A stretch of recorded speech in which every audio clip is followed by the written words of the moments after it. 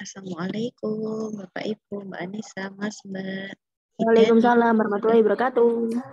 Bergabung belum cek, Bu Dani? Ampun Bu, siap. Suaranya memang kecil atau bagaimana ya Mbak Anissa? Suara saya bisa didengar nggak Bu? Dengan jelas. Dani, suaranya kecil sekali atau ininya saya Sebentar. ya? Kalau Mbak seperti Anissa ini coba. apa lebih jelas Mbak, Bu? Oh, Jelas Bu. Sudah. Bu Dani, Assalamualaikum. Bentar. Kalau saya pakai headset apa terjelas? Apa jelas Bu Dani? Kurang jelas ya? Sudah Ibu, sudah Bu Dani.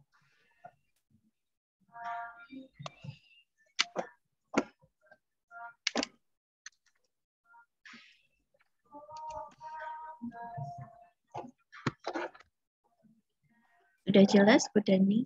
Oke, tes 1, 2, 3. Assalamualaikum warahmatullahi wabarakatuh.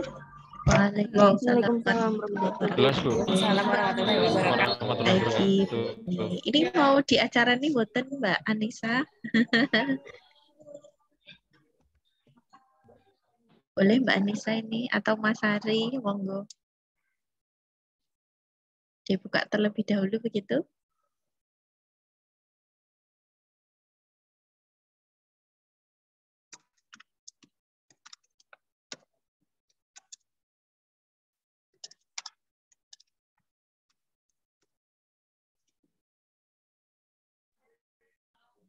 Mbak Anissa, mungkin bisa dibuka terlebih dahulu Mbak Anissa.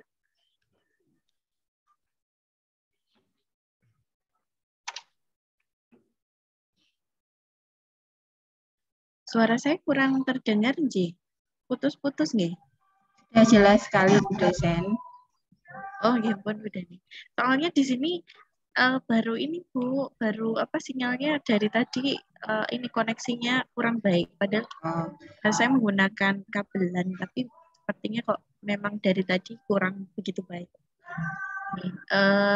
Kalau misalkan ini tidak ada yang mewakili, saya buka aja kalau gitu nggih Mas Ari. Halo, yep. Mas Ari. Gimana, Bu? Baik. Bu Dani yang acaranya aja kalau gitu, nggih. Bismillahirrahmanirrahim. Assalamualaikum warahmatullahi wabarakatuh. Waalaikumsalam warahmatullahi wabarakatuh. Yang kami hormati Ibu Dani Prihananti dari SMK 3 Surakarta dan Mas Mbak Bapak Ibu yang peserta PPG Prajab yang kami cintai dan kami banggakan. Alhamdulillahilladzi bi ni'matihi tatimmu sholihat. Asyhadu alla ilaha illallah wa asyhadu anna Muhammadar Rasulullah. Allahumma sholli ala Muhammad wa ala ali Muhammad.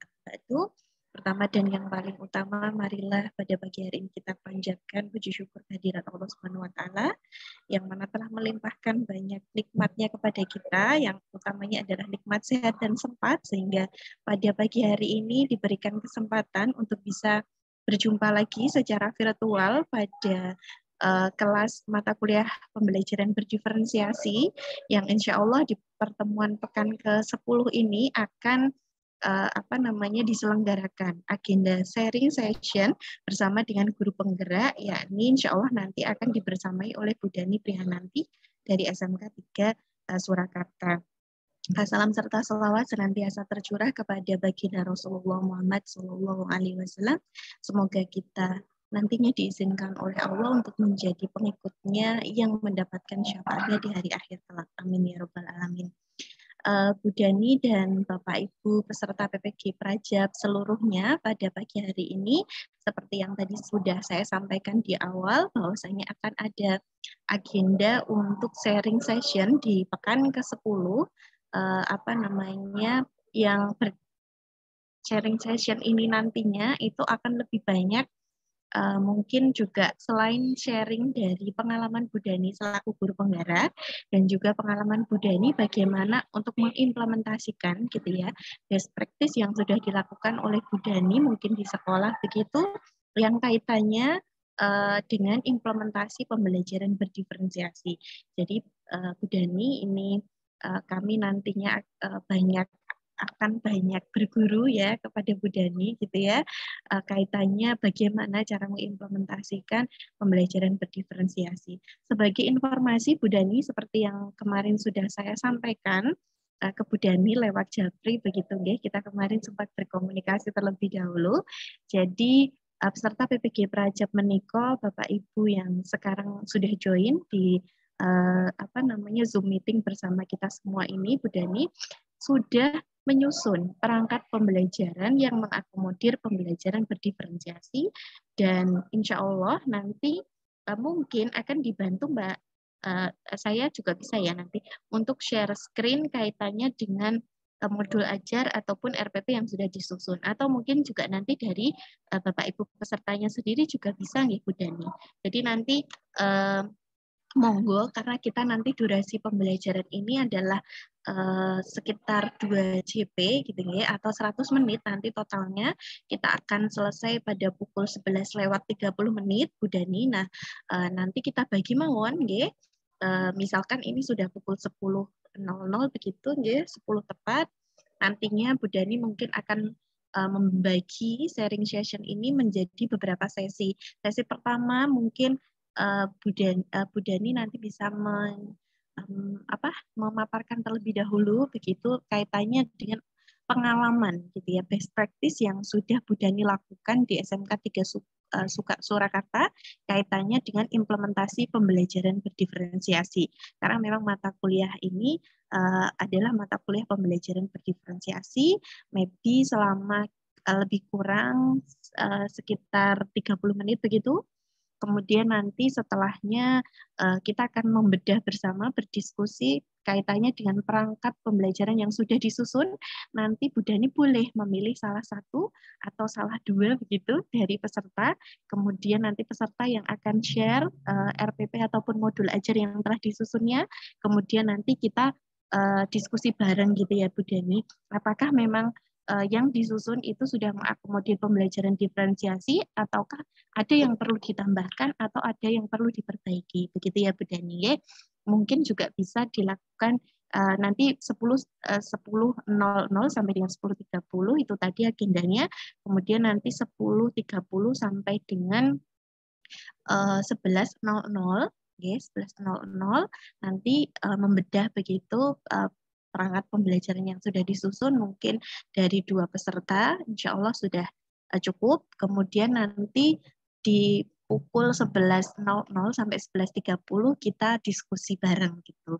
Kita buka sesi tanya jawab untuk Bapak Ibu peserta PPG Prajab, misalkan mau bertanya-tanya dengan Bu Dani. Gitu nggih, Bu Dani. Jadi kita bagi menjadi 3 sesi seperti itu. Sesi pertama sharing best practice yang sudah dilakukan Bu Dani, kemudian kita bedah perangkat pembelajaran yang sudah disusun dari peserta PPG Prajab, kemudian nanti sesi question and answer seperti itu. Ngoten nggih Bu Dani, bisa dipahami nggih Ibu? Nggih, siap Bu. Bisa, insya Allah. Terima kasih. Mungkin ini Bu Dani, saya perkenalkan terlebih dahulu, kan tadi kita juga belum berkenalan ya Bu Dani, tetapi secara personal kita sudah japri-japrian gitu ya. Alhamdulillah bisa bertemu dengan double Dani di sini. Saya Bu Dani dengan Bu Dani Prihananti yang insya Allah adalah senior saya ya Bu Dani ya. Rekan dari Budian Karyasari yang kebetulan juga guru pamong bersama saya di PPG Daljab. Jadi Bu Dani, alhamdulillah ini kita bersama dengan sekitar 30 ya Mbak Nisa ya, betul nggak? Satu kelas ini sekitar 31 sebenarnya. 31, oke. 30. Oh ya. 30 nggih Bu Dani dengan kelas bahasa Inggris A. Bu Dani. Jadi ini kelas bahasa Inggris A ini juga termasuk yang paling rajin Bu. Jadi saya lihat itu submission-nya di LMS, di kelas LMS itu yang lain itu belum pada submit, kelas bahasa Inggris A ini sudah pada submit untuk perangkat pembelajarannya. Jadi sebenarnya di pekan kemarin saya kira sudah banyak yang sudah selesai perangkat pembelajarannya. Nanti Bu Dani boleh secara random memilih begitu dari Bapak Ibu salah satu atau salah dua gitu untuk dibedah perangkat pembelajaran. Monggo agar tidak menghabiskan banyak waktu, nggih, langsung mawon ke sesi pertama sharing session dengan Bu Dani kaitannya dengan best practice yang sudah dilakukan Bu Dani di SMK 3 Surakarta. Monggo Ibu Dani, waktu dan layar saya persilahkan. Terima kasih Bu Dani Vita ya, seperti memanggil nama sendiri. Dani dan Dani kemarin sempat agak surprise juga ketika diberitahu Mbak Anissa kalau Bu dosennya namanya Bu Dani juga. Alhamdulillah. Assalamualaikum warahmatullahi wabarakatuh. Waalaikumsalam warahmatullahi wabarakatuh. Bu dosen dan juga rekan-rekan rekan-rekan mahasiswa Bapak Ibu guru sekalian di PPG Daljab UMS. Prajab Ibu Bu Dani, Prajab menikah. Oh, Prajab nggih. Oh, PPG Prajab nggih. Terima kasih, sebuah kehormatan sekali saya diundang di sini atas referensi salah satu rekan di SMA 1 SMA 1 Sukoharjo. Memperkenalkan diri dulu, saya Dani Prihananti, statusnya sekarang di SMK Negeri 3 Surakarta.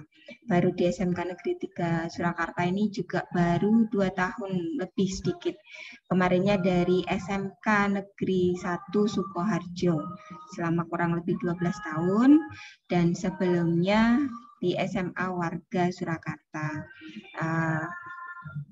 Kemarin sempat jabrinan juga sama Bu Dani juga tentang akuntansi nggih Bu nggih. Saya juga pernah belajar akuntansi walaupun terseok-seok. Alhamdulillah lulus juga ya. Intinya semuanya rezeki katanya Bu Dani Evita. Begitu pula dengan kegiatan guru penggerak yang saya lalui kemarin, alhamdulillah juga dapat. Moga-moga nanti rekan-rekan di sini juga apabila ada kesempatan menikah nanti akan dibuka lagi untuk yang angkatan 9 ya nanti untuk bisa mengikutinya. Nah di sini sebenarnya saya bukan narasumber ataupun yang paling benar nanti berbagi saja, sharing saja telah apa yang kita lakukan selama ini untuk kegiatan atau materi pembelajaran diferensiasi. Untuk pembelajaran materi diferensiasi ini sebenarnya ya Bapak Ibu sekalian, itu kalau saya pribadi sebenarnya dulu juga kita sudah melakukan seperti ini sebelum saya menerima teori yang ada di guru penggerak ini tentang materi diferensiasi. Namun setelah adanya pembelajaran seperti ini, saya jadi mengerti, oh ternyata ada teorinya, dan itu kita bisa masukkan di pembelajaran dengan urut-urutannya. Jadi kalau saya lebih melihat, itu kita seorang guru itu adalah kayak misalnya dokter ya, kita mendiagnosis dulu apa ini sebenarnya yang perlu kita lakukan dengan sebuah kelas, mungkin dengan berbagai macam karakter atau karakter yang seperti apa. Intinya seperti itu. Dari kita mendiagnosis, kita jadi mengerti tindakan apa yang harus kita berikan kepada anak-anak didik kita. Itu yang utama di situ. Jadi yang paling penting kita harus tahu, memetakan dari mana yang mau kita petakan. Dari karakternya, kompetensinya, ataupun kebiasaannya atau minatnya. Itu dulu saya lakukan secara feeling nih Bapak Ibu, dan mungkin Bapak Ibu sekarang juga sudah sering atau hampir setiap hari melakukan seperti itu. Nah, dengan ini, dengan pembelajaran diferensiasi yang ditekankan lagi oleh pemerintah, itu saya jadi sadar gitu loh, melakukan sesuatu pengajaran dengan sadar bahwa saya memang harus memberikan memberikan atau mengakomodasi dari perbedaan atau dari yang mereka butuhkan. Jadi saya disadarkan lagi di sini bahwasanya mereka itu memang mempunyai kebutuhan yang berbeda-beda. Mungkin terkadang dulu kita menganggapnya ya sudah ini sama gitu aja. Tetapi sering juga kita ini berbeda. Nah, seperti itu. Jadi untuk diferensiasi ini kalau menurut saya adalah penyadaran lagi. Yang saya lakukan ya Bapak Ibu untuk sharing ya. Kebetulan kan mungkin di sini juga banyak yang dari SMK. Untuk pembelajaran berdiferensiasi ini, misalnya kita kan melakukan pemetaan. Kalau pemetaan itu karena kemarin waktu kita aksi nyata itu belum ada pemetaan secara sekolahan yang dilakukan oleh sekolahan, saya melakukan pemetaan sendiri dari itu enggak, kita sebenarnya intinya kalau ini enggak nambah-nambahin pekerjaan sebenarnya, tetapi kita sudah melakukan otomatis sebenarnya kita sudah melakukan pemetaan. Pada saat itu mungkin bisa pas waktu pembelajaran atau mungkin bisa dari record yang mereka lakukan sebelumnya, dari nilai raport ataupun seperti itu. Dan juga kalau di SMK itu sendiri ada pemetaan, mereka sudah berjurusan. Nah, itu termasuk salah satu pemetaan dari minat mereka yang sudah dihandle, yang sudah kita tahu. Yang sudah saya lakukan gitu Bapak Ibu, banyak sih sebenarnya. Kalau produk seperti itu mungkin sudah dipelajari nih, produk apa yang bisa dilakukan. Untuk diferensiasi ini yang kemarin saya coba gerakkan di MGMD sekolahan, itu adalah salah satunya tentang diferensiasi berdasarkan minat mereka. Itu kan sudah ada ya jurusannya ya. Kalau di sekolah kami ada 5 jurusan, tata busana, terus akuntansi, ada sekretaris atau otomatisasi perkantoran, terus ada multimedia, satunya pemasaran. Nah, di sini sejak awal pembelajaran di semester ini kita sudah melakukan pemetaan guru dulu. Maksudnya seperti ini, kita ada guru-guru, ada 4 orang. Nah, ini kita sudah petakan di sini.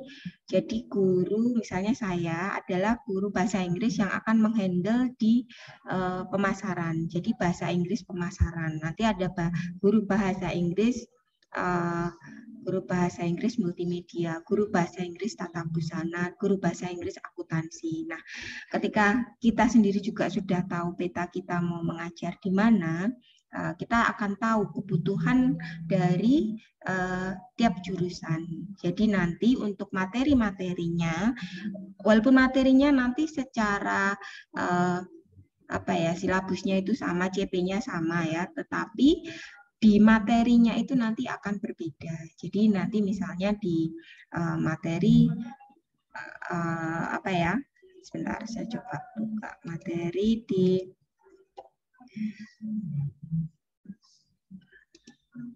report speech atau atau handling komplain, atau misalnya sama-sama materinya di situ adalah materi introduction. Nah, di sini atau materi product knowledge ya. Jadi deskriptif ya, description, text description. Nah, nanti produk yang akan dideskripsikan akan berbeda dari setiap jurusannya, tergantung gurunya bahasa Inggris apa. Misalnya saya di pemasaran ya, nanti akan mendeskripsikan apa materi yang berhubungan dengan itu, atau mendeskripsikan toko, atau mendeskripsikan yang ada hubungannya dengan materi produktif seperti itu. Yang pertama yang kita lakukan waktu itu seperti itu. Jadi kita sekarang sudah ada guru bahasa Inggris. Oh, ini TB Tata Busana ya. Beliau kebetulan dulu pernah ambil keahlian ganda di Tata Busana, jadi sudah pas. Guru akuntansi ini. Jadi kita mencoba mendalami di produktifnya. Itu salah satu yang tentang diferensiasi kita terhadap kontennya atau materinya. Terus yang sudah saya lakukan juga, misalnya kemarin biasanya ya, salah satu yang saya coba sharing di sini adalah ketika saya menyampaikan materi text procedure. Nah, text procedure kemarin saya sampaikan, waktu dulu saya text procedure dengan tujuan adalah mereka bisa menulis ya, untuk mereka bisa menulis sebuah teks dan mempresentasikannya ya, menulis dan mempresentasikan ya. Dulu saya waktu dulu saya menentukan ya, ini tentang masak, karena waktu itu saya tuh suka masak, suka makan, suka masak seperti itu. Saya bikin grup per kelompok. Waktu itu terserah, saya sudah memberikan kebebasan waktu itu. Terserah mau makanannya yang kalian suka seperti itu. Tetapi dengan tambahan ini ya, minat ya, mereka minatnya kan mungkin tidak hanya untuk makanan, tidak hanya untuk membuat makanan. Dan setelah saya mencoba masuk, memberikan kebebasan mereka untuk memilih, itu ternyata saya tahu bahwa ada hal-hal yang saya sendiri itu baru tahu gitu ya. Jadi waktu itu saya memberikan kebebasan atau saya petakan di awal tentang minat mereka. Nah, itu ternyata ada yang minatnya itu shopping, ada yang minatnya itu membuat layangan, ada yang ternyata anak-anak itu ada yang anak suka gambar komik seperti itu.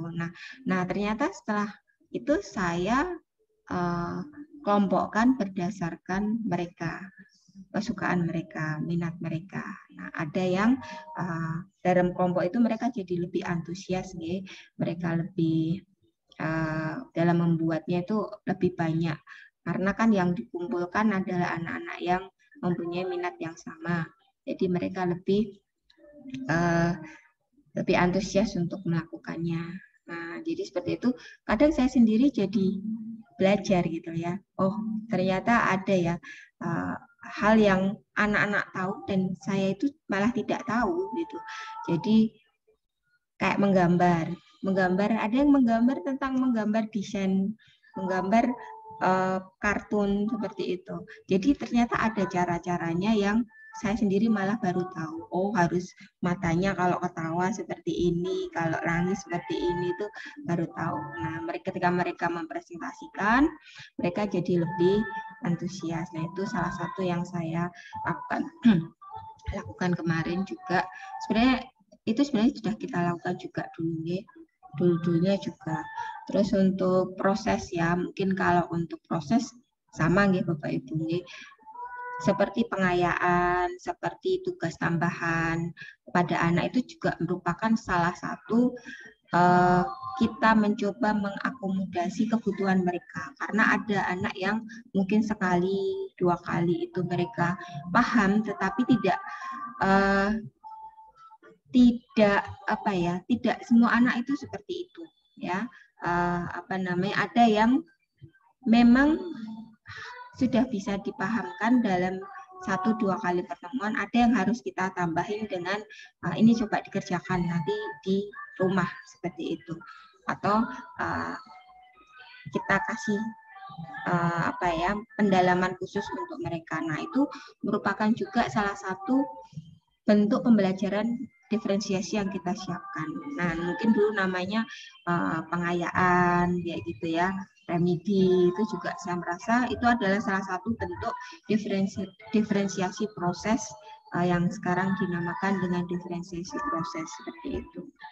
Terus untuk produk ya, kalau misalnya produk banyak sekali ya dalam bahasa Inggris itu. Kalau anak-anak sudah kita berikan kebebasan mereka untuk menampilkan sesuatu itu sangat luar biasa. Kemarin yang sudah kita coba itu adalah ketika mereka teks narasi itu mereka sampaikan, ada beberapa pilihan di situ untuk produknya. Mereka mau itu dipuisikan ya. Sebenarnya waktu itu saya pengennya mereka role play, tetapi ternyata anak-anak kesulitan sebagian ya. Nah, itu akhirnya ada kelas-kelas yang memang mereka tidak bisa menceritakan ulang, role playkan. Nah, itu kita sesuaikan aja dengan kebutuhan mereka. Jadi pada intinya kalau saya melihat diferensiasi ini bukan sesuatu yang baru. Selama saya mengajar terlebih dahulu juga saya sebenarnya juga melakukan ini, namun penekanannya baru saya sadari ini ternyata kita memang harus membedakan ya, bukan membedakan, tetapi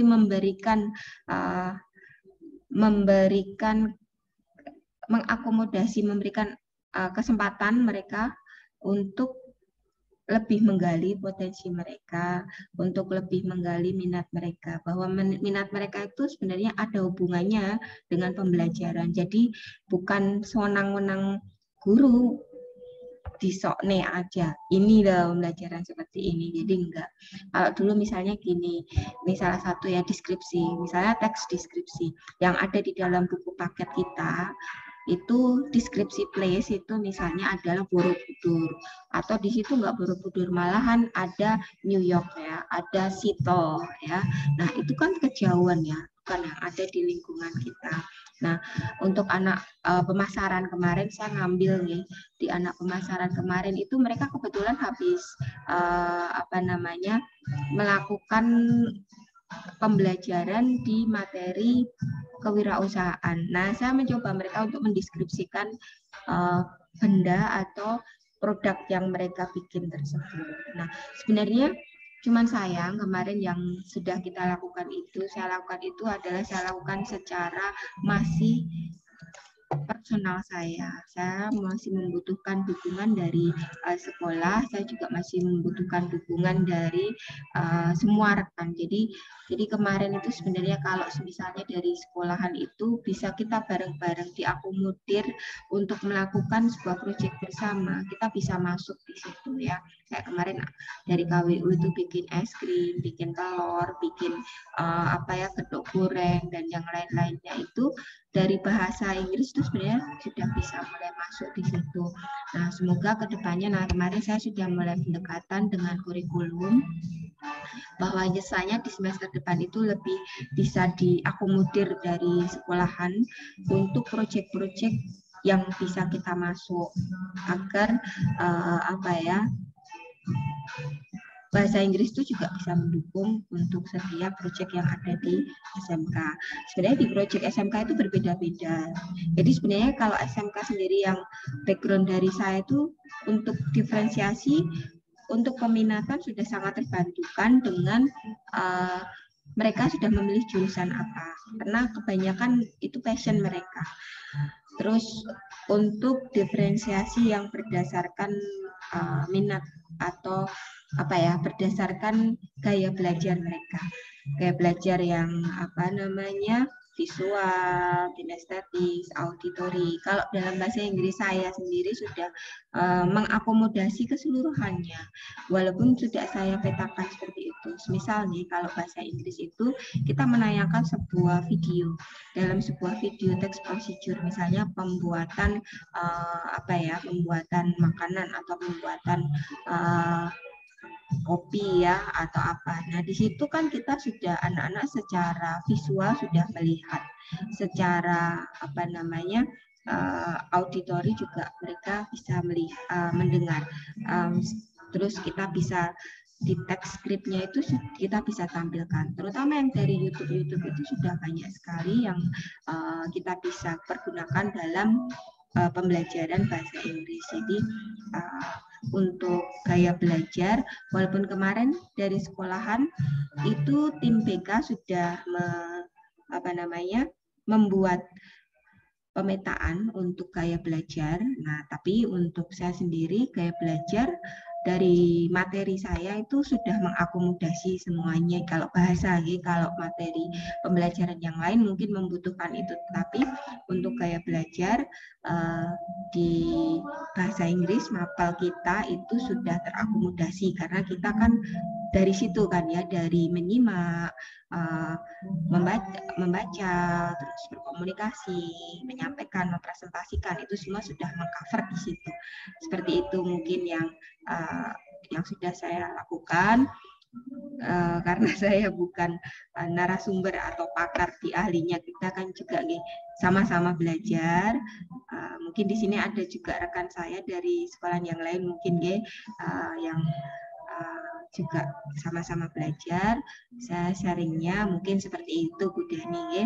Nanti kalau ada sharing dari rekan atau mungkin malah saya bisa belajar dari pengalaman Bapak Ibu yang lainnya, alhamdulillah bisa kita saling memperkaya diri untuk bisa memberikan fasilitas atau memberikan pelayanan yang terbaik buat anak-anak kita. Waten Ibu Dani. Oke, terima kasih banyak Bu Dani. Terima kasih, ini sudah banyak pengalaman yang di-share ke kami, nggih. Kaitannya juga kalau di SMK itu enaknya karena sudah peminatan, sudah ada jurusan bidang keahliannya masing-masing, ada yang pemasaran, nggih, tadi ada yang multimedia, kemudian OTKP, kemudian akuntansi dan juga tata busana. Jadi tentunya kalau misalkan mau mengakomodir pembelajaran berdiferensiasi berdasarkan produk, ya itu cocok sekali ya Bu, karena memang sudah sesuai, karena memang mereka memiliki peminatan masing-masing, sehingga apa yang sudah dilakukan Bu Dani ini mungkin sudah jauh-jauh hari di SMK itu sudah mengakomodir pembelajaran berdiferensiasi. Jadi, terima kasih sekali Bu Dani untuk sesi satunya. Selanjutnya kita move ke sesi yang kedua, teman-teman semuanya. Sesi kedua ini nantinya akan membedah begitu ya, teman-teman mempresentasikan kayak seperti kemarin yang sudah kita lakukan, tetapi kan kemarin diskusinya baru sama Bu Dani ya. Kemudian baru juga sama saya.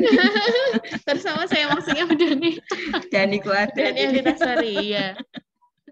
Terus kemudian ini nanti sama Bu Dani Prihananti begitu ya.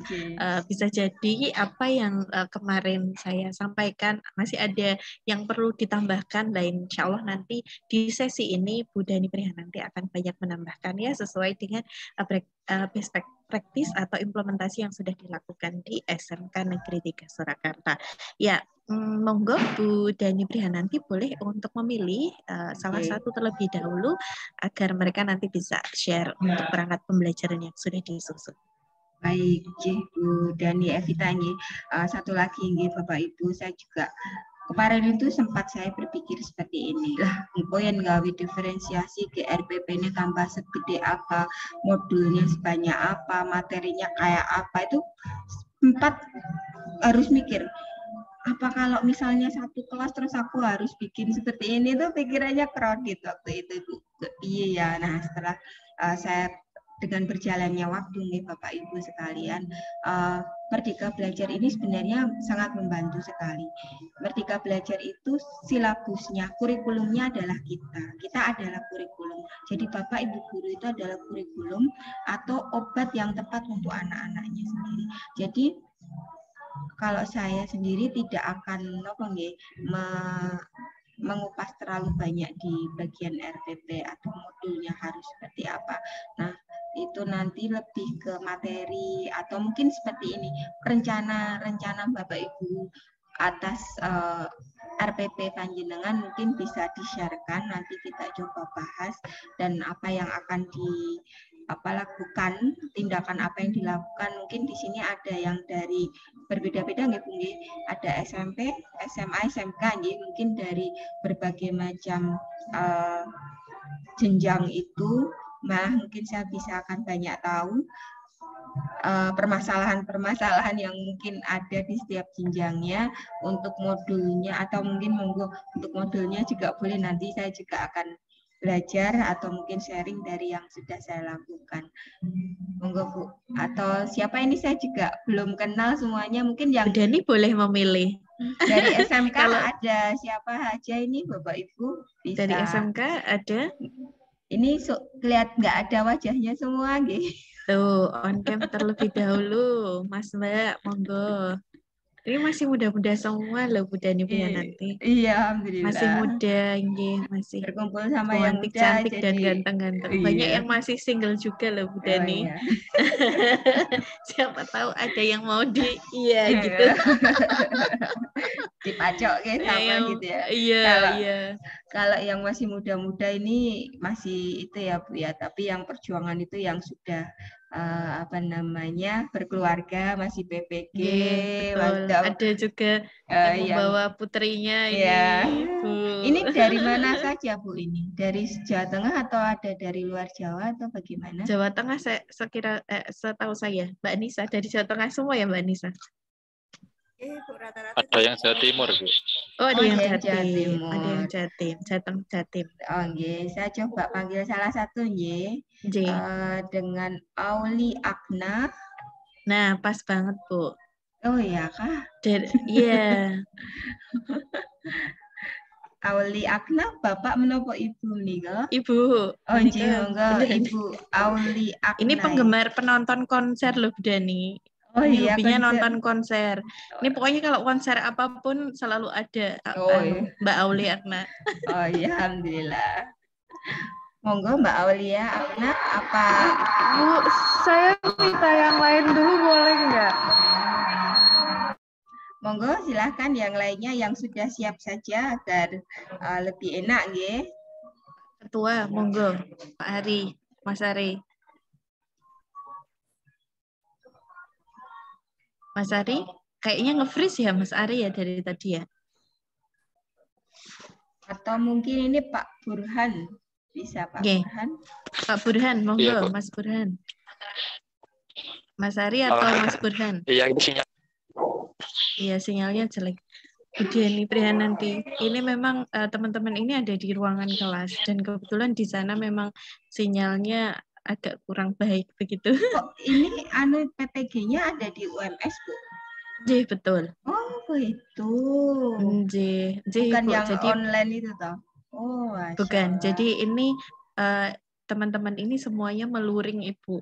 Oh, di begitu. di ruangan pasca sarjana ini kebetulan. Ruangannya yang ada cuman sana ini yang ruangan gedung FKIP ini sudah penuh untuk kuliah S1 semuanya. Oh, Jadi pada kuliahnya di ruang pasca sarjana dan kebetulan sepertinya di sana kekuatan sinyalnya kurang, Bu Dani. Oh, gitu. Jadi mohon Ini maaf. semua sudah mengajar semua Bu ya? Iya, tapi ada juga yang ngajar di bimbel, Bu Dani. Jadi Oh, tidak gitu. hanya di sekolah. Oh, iya. Rata-rata memang sudah pada mengajar, tetapi tidak selalu di sekolah. Ada juga yang di bimbel, ada juga yang freelance begitu. Monggo Mengajar, yang tapi rata-rata sudah siap saja atau yang mau sharing, monggo langsung aja tidak atau yang sudah pernah dilaksanakan. Mas Ari, monggo silahkan.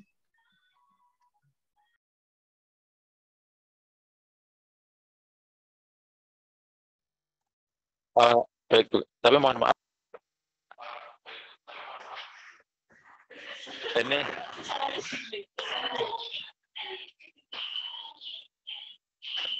mungkin bisa dibantu untuk share screen, Bu.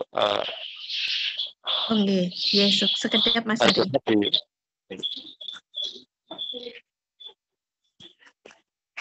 Kalau pakai laptop enggak kuat di sini.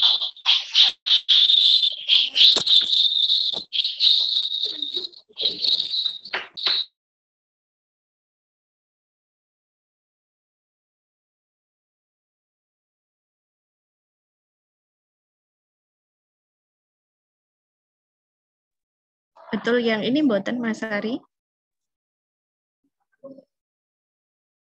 Mas Ari? Iya, Bu. Benar itu. Oke, baik. Mungkin Mas Ari mau mempresentasikan dulu 5 menit begitu ke Bu Dani. Baik. Untuk yang saya buat itu berupa modul ajar, Bu. Di SMK Muhammadiyah Kartosuro. Nah, untuk mata pelajaran bahasa Inggris, kemudian untuk kelas 10 tingkat 1, untuk domain atau elemennya itu menulis dan berbicara. Capaian pembelajarannya, siswa mampu menganalisis fungsi sosial, struktur, dan unsur kebahasan teks recount. Kemudian siswa mampu menyimpulkan makna fungsi sosial, struktur teks, dan unsur kebahasaan dari teks recount. Siswa mampu merancang secara tertulis teks recount. Siswa mampu mempresentasikan secara lisan teks recount. Kemudian untuk pengetahuan prasyaratnya, siswa mampu membaca berbagai macam teks secara mandiri. Siswa mampu merespon berbagai pertanyaan teks secara mandiri. Mohon maaf itu keulang 2 kali. Kemudian yang ketiga, siswa mampu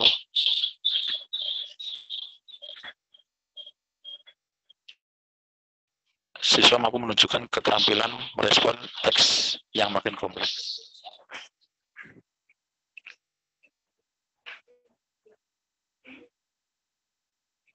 Yang keempat, siswa mampu menulis teks melalui aktivitas yang dipandu dan menyampaikan ide konteks menggunakan berbagai kosakata dan kata kerja dalam tulisannya.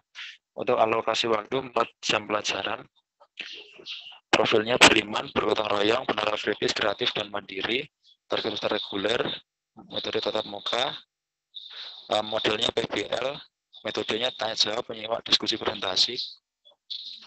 Kemudian rasionalisasinya peserta didik dibimbing tidak hanya memahami tentang teks recount, namun juga membuatnya untuk membantu pemahaman siswa dibimbing secara bertahap supaya memiliki gambaran terlebih dahulu, kemudian diberikan penugasan setelah menyelesaikan siswa diminta untuk melakukan presentasi hasil karyanya. Untuk asesmennya ada diagnostik, formatif, dan juga sumatif. Nah, untuk topiknya recount, tujuan pembelajarannya setelah guru memutar video dan menampilkannya di proyektor mengenai definisi, fungsi sosial, struktur teks recount, dan unsur kebahasaan teks siswa, persisnya secara berkelompok dengan benar. Kemudian setelah siswa mempelajari seluruh materi teks recount, siswa mampu menyimpulkan makna secara kontekstual, fungsi sosial, struktur recount, dan unsur kebahasannya secara kritis. Kemudian setelah siswa diberikan beberapa contoh teks recount, siswa mampu membuat teks recount secara mandiri dan mempresentasikannya di depan kelas dengan jelas. Pemahaman bermaknanya meningkatkan pemahaman siswa mengenai teks recount sehingga dapat menyampaikan dengan baik pengalaman yang dimilikinya dalam bentuk teks dan mempresentasikan secara lisan. Pertanyaan pemantiknya ada 6. Kemudian profilnya itu yang tadi, beriman, bergotong royong, benar kritis, kreatif, dan mandiri. Ini saya buat 2 pertemuan. Untuk pertemuan pertama, kegiatan pendahulunya, guru mengkondisikan peserta didik untuk tetap tenang, itu dalam hal pengkondisian. Kemudian meminta salah satu siswa untuk memimpin doa, kemudian memberikan persepsi dengan menaikkan kabar. Yang keempat, guru memberikan motivasi dengan menceritakan kisah inspiratif singkat, itu bagian motivasi. Kemudian guru memberikan beberapa pertanyaan pemantik yang seperti yang dulu. Untuk kegiatan intinya, untuk PBL kan ada beberapa sintak, nah itu saya bagi jadi sintak-sintak, Bu. Yang berorientasi peserta didik pada masalah. Yang pertama, guru mengingatkan siswa bahwa setiap hari ada pengalaman baru yang dialami. Guru menyampaikan tujuan pembelajaran materi hari ini. Itu maksudnya 4C komunikasi kompetensinya. Kemudian yang kedua, sintak yang kedua, mengorganisasikan peserta didik untuk belajar. Guru membagi siswa menjadi beberapa kelompok yang beranggotakan 4-5 siswa berdasarkan gaya belajar mereka. Di sini saya lebih menekankan ke diferensiasi dalam prosesnya. Yang kedua, guru memutar sebuah video YouTube tentang definisi fungsi sosial, struktur teks, dan unsur kebahasaannya ditampilkan di proyektor. Itu maksudnya di pack. Saya menggunakan media YouTube. Yang ketiga, setelah pemutaran video, siswa diminta menganalisis definisi fungsi sosial, struktur, recount, dan unsur kebahasaannya pada LKPD yang diberikan berbeda-beda setiap kelompok. Itu pengertiannya hot dan juga masih berkelompok. Selanjutnya, sintak yang selanjutnya membimbing penyelidikan individu maupun kelompok. Yang pertama, yaitu guru berkeliling memonitor dan membantu siswa dalam membantu pengerjaan LKPD-nya apabila ada yang bingung atau ada yang ingin ditanyakan. Itu maksudnya 4C komunikasi. Kemudian sintaks selanjutnya mengembangkan dan menyajikan hasil karya. Nah, setelah siswa selesai mengerjakan tugasnya, setiap kelompok diarahkan untuk maju memperlihatkan hasil pekerjaannya. Itu maksudnya pendidikan karakter, percaya diri di depan kelas. Selanjutnya menganalisis dan mengevaluasi proses pemecahan masalah. Guru memberikan masukan dan feedback untuk setiap kelompok. Itu 4C komunikasi. Nah, untuk kegiatan penutupnya, guru memandu siswa melakukan refleksi terhadap proses pembelajaran. Guru menginformasikan kegiatan yang akan dilaksanakan pada pertemuan berikutnya. Kemudian guru menutup pembelajaran dengan membaca doa dan mengucapkan salam. Nah, untuk pertemuan yang kedua, itu saya mengulangi sintaknya dari awal kembali. Namun, yang pertama pada bulan dahulu, guru mengkondisikan, ini hampir sama kayak pertemuan pertama, Bu. Jadi mungkin langsung ke... cukup ya, Mas Ari, ke asesmen atau apa, Mas Ari? Kelampiran? Media, Bu. Media. Setelah... Materi? Ya, materi. Ya, materinya, ini berapa materinya, fungsi sosial, generik, dan lain sebagainya. Selain itu, nah ini juga ada contoh-contohnya, contoh dari konteksnya, kemudian ada pembagian generik structure-nya. Ini contohnya ada beberapa. Contoh dua, contoh. Next, Bu, mungkin. Itu masih materi. Nah, ini medianya saya mengambil dari YouTube. Nah, itu screenshot dari YouTube-nya. Nah, kemudian setelah media, nah ini LKPD yang saya gunakan ketika berkelompok tadi. Ini LKPD-nya berbeda-beda setiap kelompok.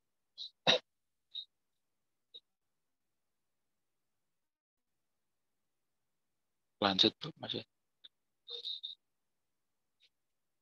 Nanti sampai asesmen. Nah, ini asesmennya ada yang non-kognitif, yaitu yang pertama itu tentang bagaimana aktivitas siswa di rumah, ditanyai tentang kegiatan-kegiatan, kemudian apa yang menjadi kesulitannya dia, kemudian asesmen tentang minatnya, siswa itu pengennya suasana seperti apa, kemudian dia itu yang bikin nggak nyaman apa, kemudian pendapat teman-temannya tentang dia. Kemudian yang asesmen kognitif itu menggunakan beberapa pertanyaan, seperti untuk mengetahui pengetahuan siswa mengenai teks recon itu yang dia miliki apa.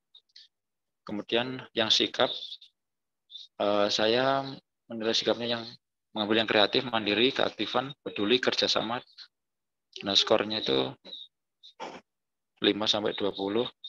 Jadi nanti kalau berdasarkan 5 aspek, misalkan 20 semua, nanti bisa sampai 100. Nah, ini yang rubrik buat penilaian LKPD tadi.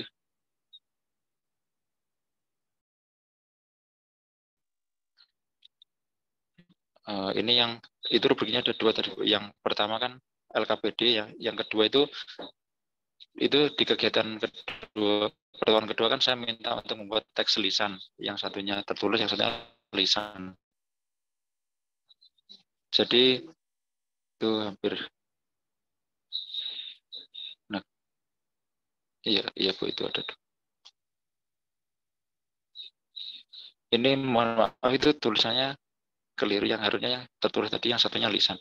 Nah, setelah asesmen ada ini rencana pengayaan dan remedialnya, Bu. Yes, udah itu. Untuk pengayaan dan remedialnya saya masih saya bentuk perencanaan, namun untuk soal-soal dan LKPD-nya itu menyesuaikan kondisi siswa. Baik, terima kasih, Mas Ari. Saya stop share atau bagaimana, Bu Dani? Atau biar seperti ini, nanti kalau Bu Dani ingin melihat lagi, monggo silakan Bu Dani. Oke, terima kasih Mas Ari, sambil ngobrol aja Mas ya. Sebelumnya di TKR ya Mas ya, untuk ya Bu, di TKR. Untuk tadi diagnostiknya yang jenengan lakukan untuk pemetaannya seperti apa Pak Ari?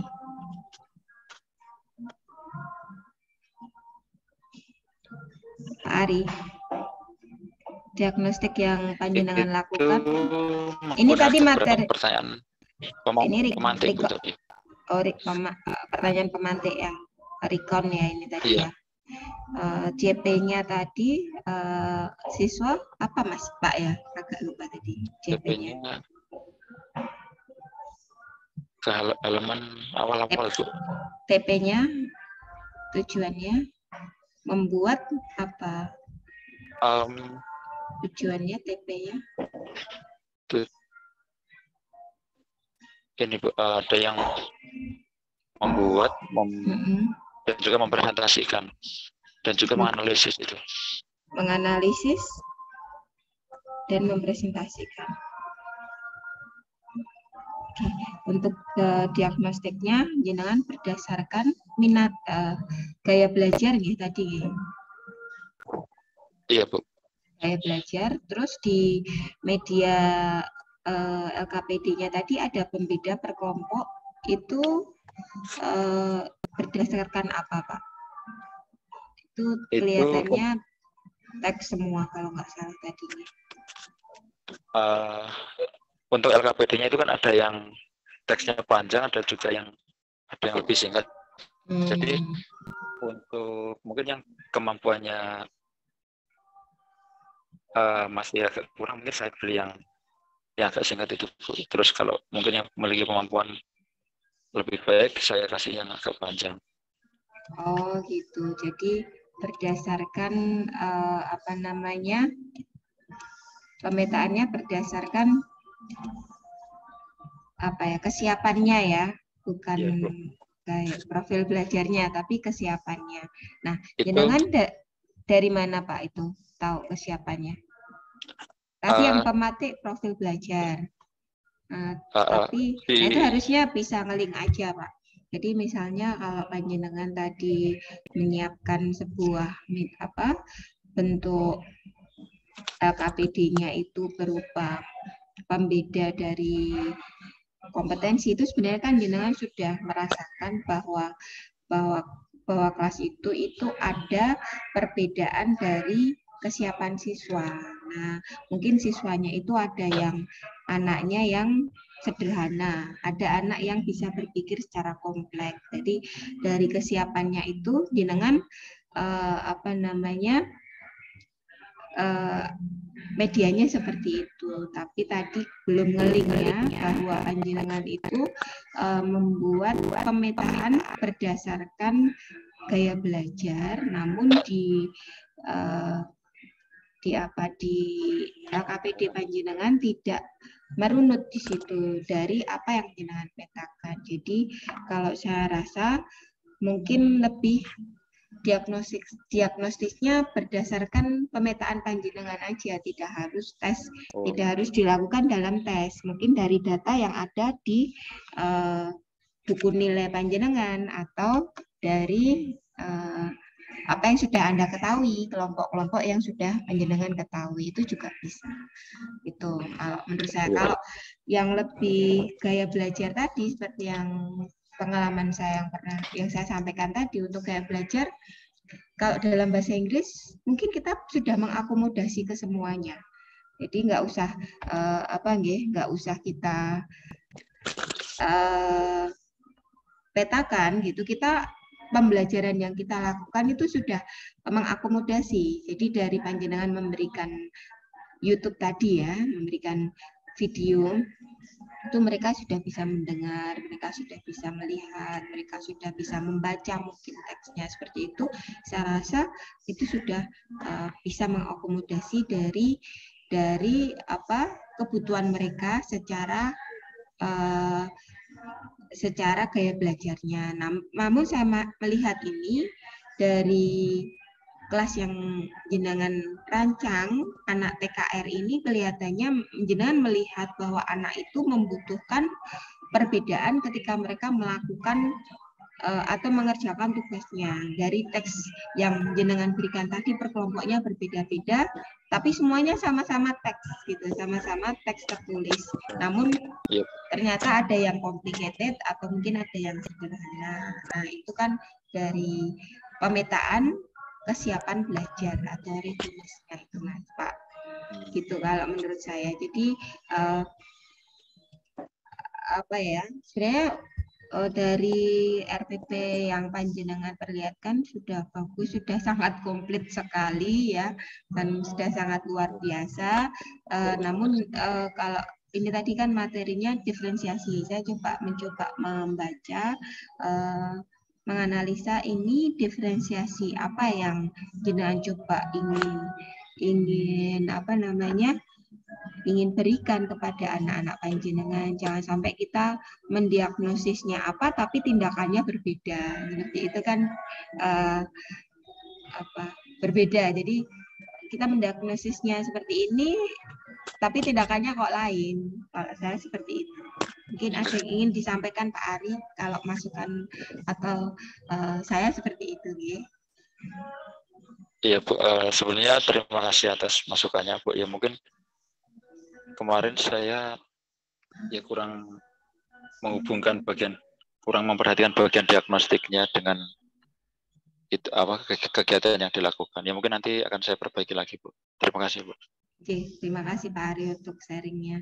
Oke, Bapak Ibu. Jadi ketika kita kalau ini kayak ngeling ya.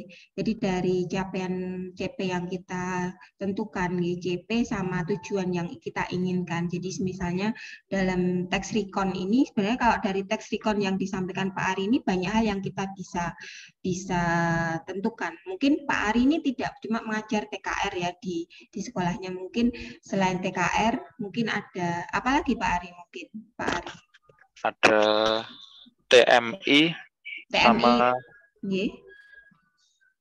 tata busana Bu, tapi fokusnya lebih ke TKR-nya.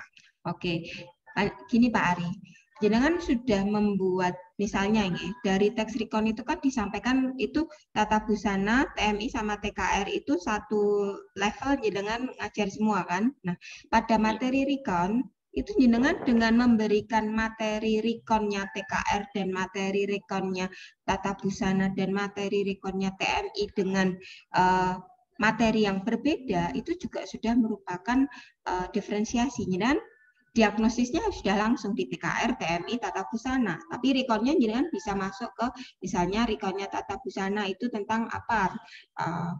Retelling someone's experience apa yang hubungannya sama tata busana yang di permesinan mungkin juga seperti itu, dengan materi mungkin menceritakan salah satu tokoh yang sedang membicarakan materi yang di situ. Jadi untuk rekonnya sendiri banyak yang kita diagnosisnya apa? Diagnostiknya memetakan ini anak TKR ini sudah diagnostis kita sendiri.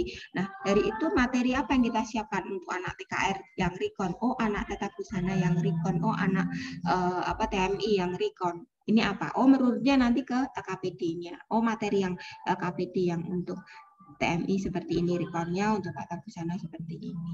Jadi untuk diagnostik itu tidak setiap kali kita pas pembelajaran kita lakukan tidak apa-apa kalau menurut saya, karena di situ sudah ada pemetaannya juga.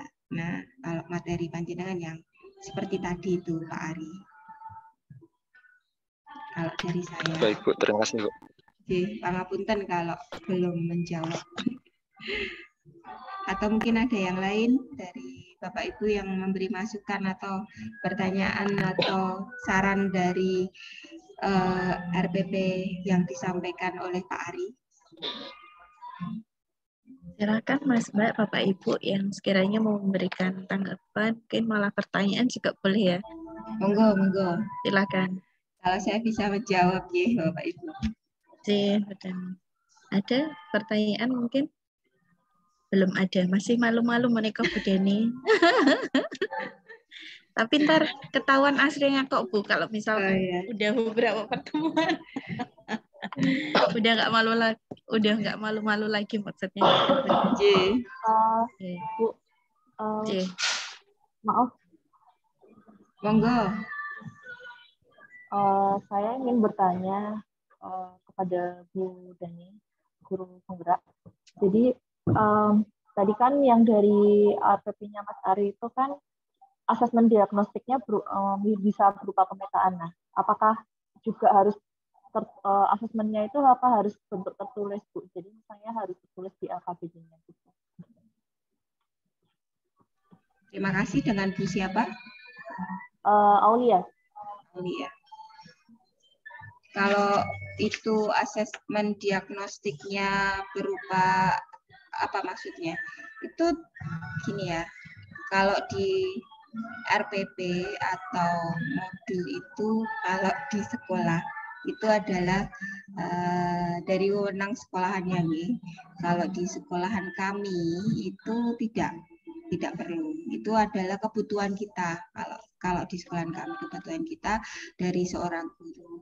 Namun misalnya di situ diberikan juga tidak apa-apa. Kemarin waktu di pembelajaran di guru penggerak juga ada. Jadi di situ misalnya di diferensiasinya di apa ya?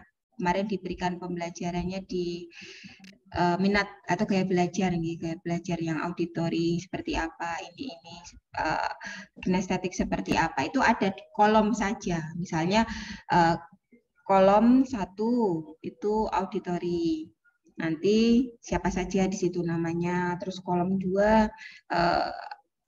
apa kinestetik, kolom ketiga satunya apa vision, visual ya, visual siapa. Seperti itu saja, sebenarnya cuma kolom-kolom saja dari pemetaan kita. Nah, itu di bawah aja di lampiran nanti diagnostiknya yang kita pengen petakan berdasarkan apa, gaya belajar, nanti dikasih aja tabel aja di belakang apa namanya, tes diagnostik gaya belajar atau tes diagnostik peminatan atau tes diagnostik apa ya, misalnya ya itu aja ya, peminatan gaya belajar. Kalau saya di belakangnya diberikan juga, tidak apa-apa gitu Bu. Ya, baik Bu, terima kasih atas jawabannya. Atau mungkin gini Bu, kalau panjenengan sudah pernah mengampu kelasnya ini, kan ada catatan kan Bapak Ibu. Mungkin dari catatan kelas sebelumnya atau semester sebelumnya, atau jenengan punya catatan sendiri kan sudah bisa memetakan, oh anak yang sederhana, ada anak yang lebih kompleks, atau anak yang bisa berpikir secara kompleks, kita sendiri sudah punya catatan. Nah, idealnya memang kita bisa membuat sebuah tabel di mana kita sudah mempunyai pengelompokannya sendiri di situ. Jadi tes diagnostik ini bukan harus anak itu mengerjakan sebuah tes atau apa, tetapi kita sendiri sudah bisa memetakan dari histori mereka. Itu bisa untuk kesiapan mereka, bisa. Untuk profil belajar mungkin bisa dibantu BK ya. Dibantu BK, jadi dari satu kelas itu kan dipetakan profil belajarnya yang seperti apa. Nanti kalau itu bisa diakomodir sama sekolahan, dari Bapak Ibu guru sudah bisa menerima spread anak yang di daftar hadirnya ada kode-kode ini anak yang mempunyai gaya belajar seperti ini. Nah, dengan itu kita lebih mempermudah dalam memberikan pengelompokan atau waktu kita memberikan pelayanan. Oh, jadi anak ini banyak, dari kelas ini banyak yang tentang visual atau tentang kinestetiknya. Oh, jadi mereka harus lebih banyak kegiatan. Misalnya, oh mendeskripsikan apa? Masjid sekolahan. Ayo, per kelompok melakukan kegiatan keluar kelas untuk membuat deskripsi. Yang satu masjid, kelompok ini mendeskripsikan tentang UKS, yang satu tentang kantin, nah deskripsi tempat. Nah, jadi deskripsinya yang ada di sekitar kita saja. Itu kalau kami seperti itu yang sudah saya lakukan. Jadi perlu ditempel di RPP atau tidak, kalau sudah masuk ke sekolah itu sekolahan yang iya atau tidak. Tapi sebenarnya dari RPP itu kan kebutuhan kita sendiri untuk memetakan. Oh, dari 36 anak, ini ada anak yang seperti ini sekian, anak ini sekian, anak yang seperti ini sekian. Itu kan sebenarnya kebutuhan kita sendiri.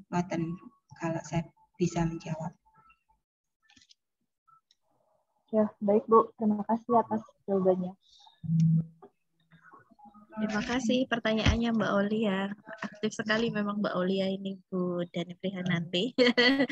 Jadi apa namanya kurios sekali ya, banyak apa namanya banyak hal-hal yang memang perlu kita tanyakan karena memang pembelajaran berdiferensiasi ini meskipun mungkin dulu sudah pernah kita implementasikan ya Bu, tapi kan sekarang kita harus menuangkannya ke dalam perangkat pembelajaran. Nah, biasanya yang menjadi pertanyaan dari Bapak Ibu guru PPG Prajab ini rata-rata adalah bagaimana sih sebenarnya terlihatnya, implementasinya itu terlihatnya di mana gitu. Nah, biasanya kalau saya Bu, itu saya suruh menambahkan di bagian unsur inovatif. Misalkan kalau di dalam RPP ada unsur inovatif, kemudian di langkah mana yang sudah mengakomodir pembelajaran berdiferensiasi, itu dituliskan di situ. Nah, diferensiasinya apakah berdasarkan proses, ataukah produk, ataukah lingkungan belajar, begitu dituliskan juga di situ, ataukah berdasarkan konten, gitu Bu Dani. Jadi mungkin ini juga menjadi tambahan masukan buat kita semua ya. Tadi juga ditanyakan apakah memang perlu terlihat begitu nggih, pemetaannya itu seperti apa sih? Apakah harus apa namanya terlihat di RPP-nya atau bagaimana? Sebenarnya sesuai dengan kebutuhan kita juga nggih Bu Dani. Kalau memang kita sudah pernah melakukan pemetaan sebelumnya, misalkan berdasarkan minatnya, misalkan berdasarkan kesiapan belajarnya, itu ya akan kita gunakan nantinya untuk apa namanya misalkan menyesuaikan ya, misalkan pembelajaran berdiferensiasinya adalah berbasis produk misalkan, ya udah yang dilakukan apa namanya sesuai dengan minatnya, itu nanti kita akan kelompokkan sesuai dengan minat dengan produk yang berbeda-beda. Nah, di situ nanti Bapak Ibu boleh dimasukkan di bagian unsur inovatif bahwa itulah apa namanya letak dari pembelajaran berdiferensiasi yang sudah Bapak Ibu akomodir di perangkat pembelajarannya, baik itu RPP maupun modul ajar. Begitu nggih Bu Dani. Tadi saya sempat apa namanya mencatat sedikit apa namanya sharing yang kita lakukan nggih, baik dari Mas Ari, Mbak Olia, kemudian juga dari Bu Dani Prihananti kaitannya dengan pembelajaran berdiferensiasi ini. Selanjutnya Bu Dani masih boleh nggih, ini masih ada 30 menit. Jadi satu lagi boleh Bu Dani boleh memilih nggih. Yang sudah siap saja monggo. Ya Mbak Olia aja kalau gitu nggih. Tadi kan sempat bertanya nggih. Mbak Olia? Siap Mbak Olia? Ya, insya Allah. Silakan Mbak Olia. Boleh di-share sendiri loh Mbak Olia, tidak harus dari Bu Dani loh ya. Saya minta tolong Bu Dani, saya karena ini handphone, bukan dari laptop. Oke, baik. Mohon maaf sebelumnya yang Bu Dani yang dari guru penggerak ini, saya RPP, kebetulan ini saya menggunakan RPP, belum modul ajar. Jadi mohon maaf kalau RPP saya ini masih banyak kekurangannya yang lain. Nah, silakan Mbak Olia. Kebetulan yang di RPP saya ini masih kurikulum 2013, jadi mata bahasa Inggris peminatan. Bahasa Inggris peminatan itu berarti bahasa dan sastra Inggris. Nah, di sini materinya adalah possessive clause, jadi lebih ke grammar Bu, daripada bukan materi yang apa namanya, kayak bukan materi yang seperti Rikan atau apa, ini lebih ke grammar. Bukan teks ya? Materinya apa Mbak? Grammar, possessive clause. Oke. Contohnya seperti apa sih Mbak? Bu Dani nggak paham nih. Iya. Bu Dani Evita yang nggak paham. Bu Dani Prihananti pasti paham ya. Jadi possessive clause. Kalau possessive clause grammar ini penggunaan although dan even though. Although sama even though. Iya. Although it was raining ini ya, he walked. Ini memang materi pokoknya judulnya although. Iya, judulnya seperti itu. Saya mengambil judulnya. Ya, although it was raining, he walked to the station. Ini KD-nya apa Bu Aulia? KD-nya bisa diminta tolong Bu Deni di scroll ke bawah. Nah itu Bu, yang di 37 ini 17 itu. 37 ya. Itu kompetensi dasarnya, menerapkan unsur sosial, struktur teks, dan unsur kebahasaan, teks interaksi, transaksional, lisan, dan tulis yang melibatkan tindakan, maaf itu typo, memberi dan meminta informasi terkait nah, dalam bahasa Indonesia itu kan konsesi, dalam bahasa Inggris kan konsesi clause. Terkait nah, apa, Bu? Masih terkait. Kalau dalam bahasa Indonesia kan konsesi. Dalam bahasa Indonesia kan konsesi, Bu. Terus indikatornya dari KD 37 memahami fungsi sosial, struktur teks, dan unsur kebahasaan dari konsesi clause. Nah, konsesi clause yang dipakai ini although dan even though. Sebenarnya masih banyak konsesi clause lainnya, tetapi yang di silabus itu yang dibahas adalah although dan even though. Nah, di situ ada menganalisis fungsi sosial, struktur teks, dan unsur kebahasaan dari konsesi clause although dan even though. Bisa diminta tolong. Nah, di situ ada 4.7 menyusun teks interaksi transaksional lisan dan tulis yang melibatkan tindakan yang diberi dan meminta informasi terkait konsesi dengan memperhatikan fungsi sosial dan struktur teks dan unsur kebahasaan yang benar dan sesuai konteks. Langsung saja di tujuan di pembelajaran pertemuan pertama melalui kegiatan sebelumnya, mohon maaf ini untuk yang konsesi clause itu sumber belajarnya dari misalnya misalnya dari YouTube itu ada video dialog yang ada kata although dan even though. Jadi ini saya hanya berupa memberikan contoh dialognya itu hanya berupa dari cara tertulis saja gitu. Jadi dalam materi konsesi clause ini agak kesulitan juga cari sumber belajarnya gitu.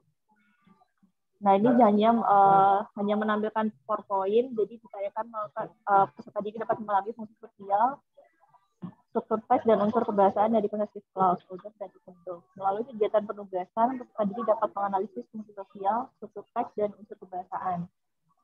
Selanjutnya, apa langsung di kegiatan pembelajarannya, Bu?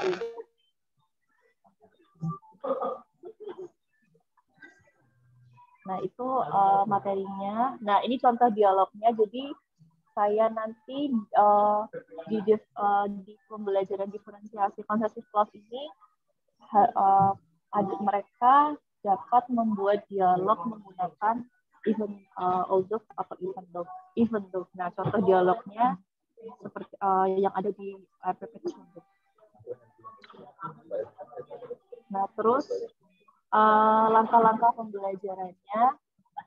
Jadi di situ ada pendahuluan, guru membuka pembelajaran dan dengan salam dan meminta peserta untuk memimpin doa bersama, menanyakan kabar peserta didik. Ketiga, guru melakukan persepsi dengan melakukan tanya jawab dengan materi yang dipelajari sebelumnya. Terus guru memberikan beberapa pertanyaan terkait materi konsesi clause untuk memberikan rasa ingin tahu peserta didik, seperti misalnya, have you ever heard although and even though? Misalnya, apakah mereka pernah mendengar kata although dan even though? Terus yang kedua, have you ever used although and even though in your daily conversation? Misalnya dalam kehidupan sehari-hari, barangkali mereka pernah menggunakan kata although dan even though. Selanjutnya, nah, terus ada terus pertanyaan berikutnya, what situation do you express although and even though? Misalnya dalam situasi apa mereka mengekspresikan atau menggunakan kata although dan even though. Lalu yang terakhir ada what do although and even though mean?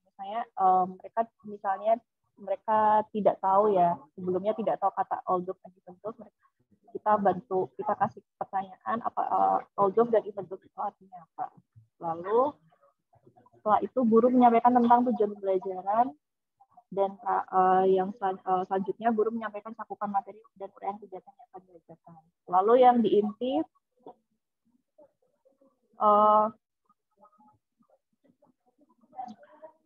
di fase pertama peserta didik membaca dialog yang berkaitan konsesi clause yang ditampilkan melalui LCD proyektor. Terus yang kedua ada misalnya, do you understand what they what they talk about. Terus ada do you find Oldov and Olivantov in the dialogue. Terus ada the use of Oldov and in the dialogue. Terus yang sintaks kedua, mengorganisasikan peserta didik untuk belajar. Lalu peserta didik mengamati materi kognitif clause melalui PowerPoint yang ditampilkan. Jadi di sini yang fase kedua saya sudah sudah menganalisis fungsi sosial, struktur teks, dan unsur kebahasaannya. Jadi penggunaan Oldov dan Olivantov.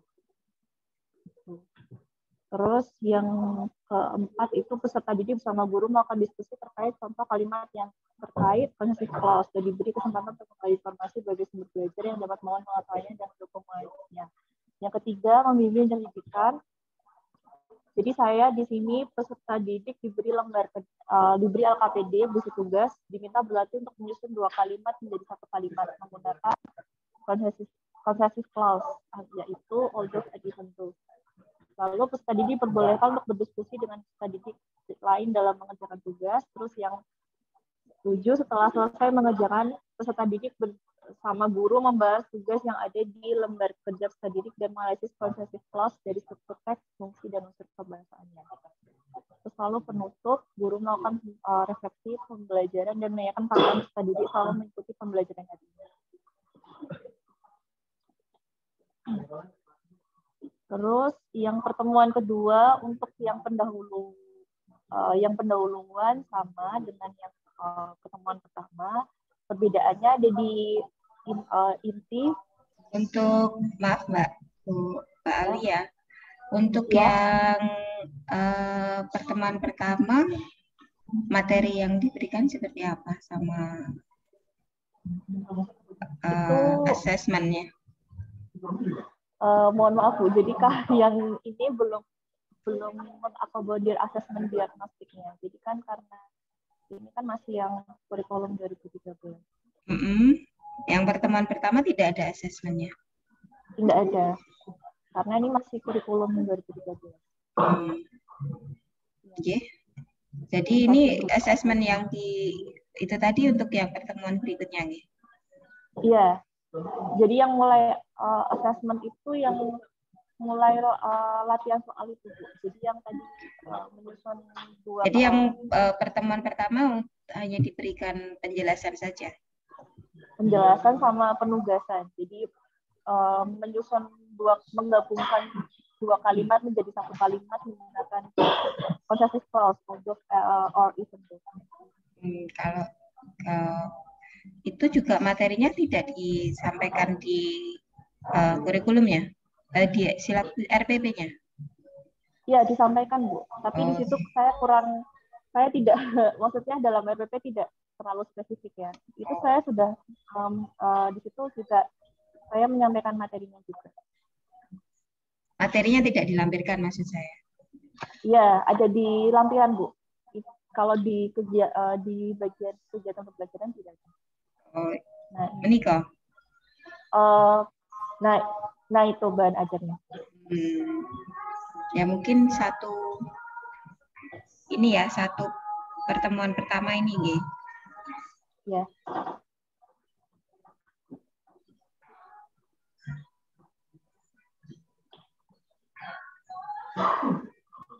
Oke.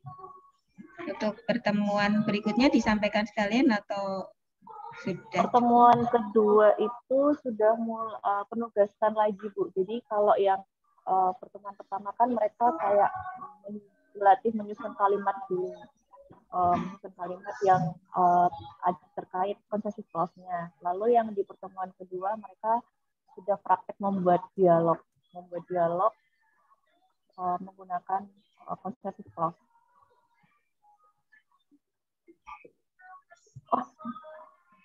Oh iya, itu ada saya lupa yang di lampiran itu ya ada penugasannya juga. Nah itu ini. Itu untuk satu pertemuan berapa JP Mbak? Itu satu pertemuan 2 Bu. 2 JP. 2 JP. Ya. Ini sudah peminatan ya kalau SMA itu ya? Kalau SMA, iya ini kebetulan peminatan Bu. Bahasa Inggris peminatan bukan wajib. Peminatan kelas 11 ya? Ini kelas 12. Kelas 12. Iya. Sudah ada yang disampaikan lagi? Sudah Bu, itu dari saya. Tadi diagnostiknya apa ya Bu ya, kok tidak disampaikan ya? Mungkin diagnostiknya ada sebentar, ada di lampiran Bu. Di sebelumnya ini Pak ya, LKPD di LKPD. Nah itu Bu, yang kegiatan Diagnostiknya? Iya. Itu Minta tolong Bu Deni di scroll ke bawah. Itu apa kegiatannya Bu?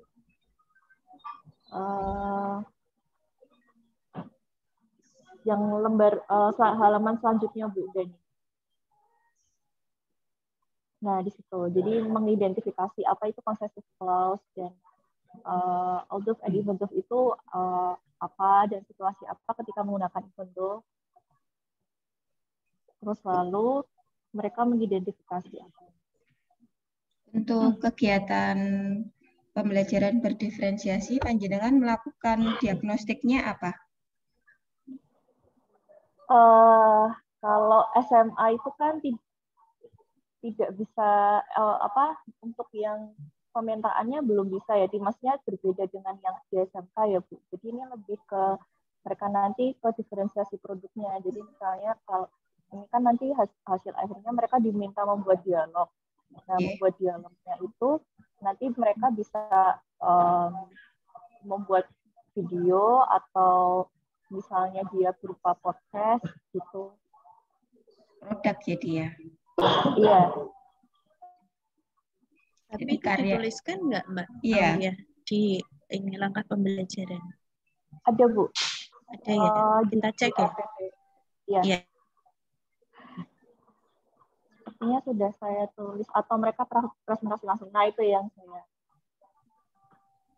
Atau mereka presentasi langsung. Jadi mereka diberi pilihan apakah mereka ingin membuat video atau podcast atau mereka langsung praktek presentasi langsung di depan kelas gitu.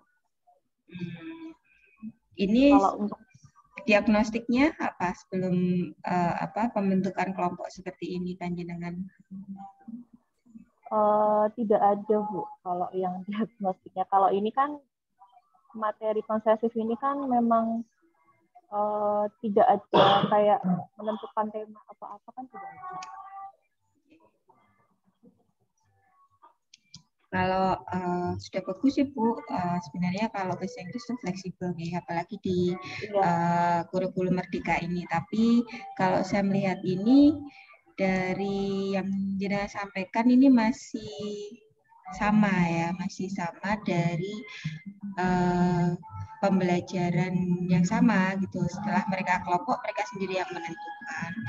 Jadi mungkin kalau dari awal sudah didiagnostik dulu hasil, karena kan tujuan panjenengan ini kan tadi saya lihat ingin produknya mereka yang menentukan. Nah, dari ini mungkin dari awalnya sudah jenengan diagnostik dulu, mungkin bisa secara mungkin tanya atau pengelompokan seperti apa, mungkin baru dari situ nanti mereka pembuatan kelompoknya itu nanti akan sudah ada hal yang memang mereka berbeda-beda, terserah mereka produk materi kelas tadi ya, video, podcast, apa enggak terlalu jauh ini ya tentang close, mereka merunutnya ke podcast atau ke video seperti itu. Ya, kalau misalnya membuat dialog kan biasanya dari itu video atau podcast. Gitu ya. Ya nanti disampaikan ke saja. Misalnya mereka produknya nanti buat video short movie itu di IG atau apa, itu kan dari mereka. Cuman dari yang Ina sampaikan tadi mungkin ditekankan di diagnostiknya, jenengan pemetaannya, atau jenengan melihat anak itu akan ditreatment seperti apa, kan belum terlihat tadi. Cuman dari hasilnya saja jenengan yang harapkan bahwa mereka akan membuat produk seperti ini. Tapi kan jenengan belum, kalau saya melihat ada sedikit yang jenengan belum akomodasi di situ dari kepentingan mereka yang mungkin belum belum terpetakan seperti itu. Jadi sebenarnya kalau even itu kurikulum K13 atau kurikulum Merdeka, itu saya merasa cuman berbedanya di KD atau CP-nya saja, tapi untuk cara pembelajarannya dari kurikulum K13 pun juga bisa Merdeka. Jadi nggak harus Merdeka itu kita bisa menyampaikan sesuatu, mereka senang gitu ya, mereka bisa. Kalau ini sudah materinya di peminatan ada possessive clause, langsung produk yang diinginkannya adalah video atau produk atau terserah mereka. Pada awalnya panjenengan pemetaannya, diagnostiknya yang jenengan lakukan seperti apa, itu belum terlihat kalau saya tadi melihatnya. Dani, mohon maaf, boleh menyela? Boleh tidak Bu, kalau misalkan katakan pembelajaran berdiferensiasinya itu terlihat ketika juga ini loh Bu, yang ketika membentuk kelompok ini, yang fase 4 mengembangkan dan menyajikan hasil karya ini, kemudian nanti disampaikan bahwasanya pengelompokan ini didasarkan pada minat atau mungkin berdasarkan gaya belajar misalkan. Karena kan di situ diferensiasinya produk, kemudian diharapkan misalkan yang gaya belajarnya visual itu menyusun dalam bentuk presentasi PPT, kemudian yang auditory misalkan dalam bentuk video begitu, ataukah boleh tidak Bu masuk boleh, di sini? Bu. Cuma nanti tadi mungkin yang ditekankan adalah karena belum adanya asesmen diagnostik, berdasarkan minat ataupun kesiapan ataupun gaya belajarnya begitu ya Bu ya. Sebenarnya Bu, harus terlihat. Enggak, bagaimana Bu? Tadi mungkin dari yang di situ sudah ada nih, cuman tadi yang mungkin disampaikan Ibu Aulia secara singkat saya belum mendengar bahwa di situ anak-anak diakomodasi dulu keinginannya apa gitu. Jadi mereka tahu-tahu sudah ada pengelompokan gitu tadi, terus mereka membuat produknya sesuai yang mereka inginkan. Kadang kan mereka nggak, kelompoknya ini berdasarkan apa juga mereka kadang nggak tahu gitu ya. Mungkin pas mereka membuat di RPP itu ditekankan bahwa pembuatan kelompok ini berdasarkan minat mereka, seperti itu aja. Jadi kan di situ sudah mengakomodasi dari diagnostiknya ini. Oh gitu, ya. Jadi berarti boleh kan Bu dimasukkan yang sebelah ini tadi, hanya ditambahkan keterangan bahwasanya pembagian kelompok berdasarkan pada minat belajar mereka begitu? Atau bagaimana? Bisa, betul Bu, bisa seperti itu. Terus nanti pas pada bagian lampiran, di bagian lampiran kan nanti ada tabel pengelompokan ya. Tabel pengelompokan anak, di situ kan ada anak yang tadi pemetaannya berdasarkan apa? Misalnya tadi gaya belajar ya sudah di situ nanti ada tabel atau lampiran diagnosis assessment yang dilakukan jadi berdasarkan gaya belajar mereka. Dalam kotak kolom itu nanti ditulis, oh ini anak yang secara visual, oh anak ini yang secara kinestetik, oh anak ini secara auditory. Nah, jadi sudah ada pengelompokan seperti itu nanti, kolom-kolom kosong saja. Ini adakah? Belum ada. Belum. Oke. Tadi nanti di lampiran ada asesmen diagnostiknya. Jadi dari yang saya lihat dari Bu Aulia ini, asesmen diagnostiknya adalah pengelompokan berdasarkan gaya belajar, nggih. Karena diharapkan produknya yang diinginkan sesuai yang mereka inginkan, misalnya secara visual atau secara apa, seperti itu. Ya. Ya, Jadi terima kasih asesmen, atas- lampiran asesmennya untuk asesmen diagnostiknya memang disampaikan aja, dituliskan saja Bu, untuk tabel pengelompokannya. Begitu pula nanti kalau minat atau apa seperti itu. Namun kalau misalnya kayak kasusnya Pak Ari tadi, misalnya nih Pak Ari tadi mengambil recount tapi itu sudah di TKR nih, jadi dianggapnya satu kelas itu satu kelompok yang mempunyai minat yang sama, itu juga bisa. Itu juga sudah bisa. Jadi treatmentnya nanti satu kelas bisa sama. Karena pemetaannya sudah di awal seperti itu. Siap, terima kasih Bu Dani Prihananti. Ini masukannya luar biasa, ya. Nanti juga untuk perbaikan dari perangkat pembelajaran yang sudah disusun oleh Bapak Ibu, ya. Karena kan memang betul Bu. Jadi sharing session dengan guru penggerak ini memang harapannya mendapatkan ilmu-ilmu baru, mendapatkan pengetahuan baru, utamanya untuk best practice implementasi dari pembelajaran berdiferensiasi. Ini tadi ada tambahan dari Ibu Dani Prihananti bahwasanya teman-teman semuanya, Bapak Ibu guru peserta PPG Prajab, silakan nanti bisa ditambahkan untuk pemetaannya, asesmen diagnostiknya, begitu. Apakah didasarkan pada kesiapan belajar, ataukah berdasarkan minatnya, atau berdasarkan dari gaya belajarnya, itu nanti boleh ditambahkan di bagian lampiran, begitu nggih. Kemudian juga tadi harus didetailkan di dalam langkah pembelajaran. Jadi contoh dari RPP-nya Mbak Aulia tadi kurang mendetail juga ya di langkah pembelajaran ini, bagaimana cara pengelompokan pesertanya yang sudah mengakomodir pembelajaran berdiferensiasi. Hanya dijelaskan bahwa pengelompokan itu 2-3 peserta begitu ya, ini ya. Nah, tetapi tidak dijelaskan ini pengelompokannya ini didasarkan pada apa. Nah, harusnya ditambahkan bahwasanya didasarkan pada gaya belajar, misalkan gitu ya. Jadi nanti yang visual, auditory sendiri, visual sendiri, kinestetik sendiri, misalnya seperti itu. Kemudian mereka nanti akan menyusun teks possessive clause ini sesuai dengan gaya belajar mereka. Jadi misalkan yang visual itu, tetapi mohon bisa disampaikan dengan jelas ya. Di bagian langkah pembelajaran juga dilampirkan di bagian asesmen diagnostiknya, begitu. Nah, saya kira Bapak Ibu yang kemarin juga belum pada menambahkan ini Bu Dani Prihananti. Jadi alhamdulillah ini dengan adanya sharing session ini menambah ilmu, ya, masukan dari Bu Dani Prihananti ini bisa menjadi rekomendasi untuk ruang-ruang perbaikan pada perangkat pembelajaran yang sudah disusun Bapak Ibu peserta PPG Prajab. Terima kasih Bu Dani Prihananti. Mungkin ada yang perlu disampaikan lagi Ibu sebagai penutup.